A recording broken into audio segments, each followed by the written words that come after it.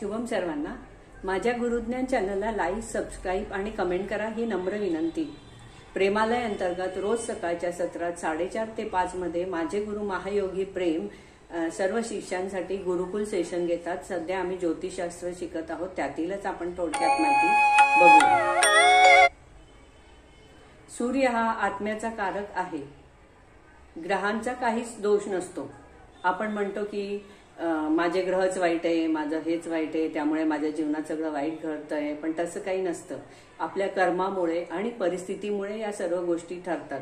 ग्रहांना दोष देऊ नये। पत्रिकेत सर्व पूर्वकर्माची माहिती असते आणि पूर्वकर्मानुसारच पत्रिका बनवली जाते। आपण आपल्या वर्तमानातील कर्मानुसार आपले भाग्य आपण बदलू शकतो। सर्व राशी आणि ग्रह उत्तमच आहेत।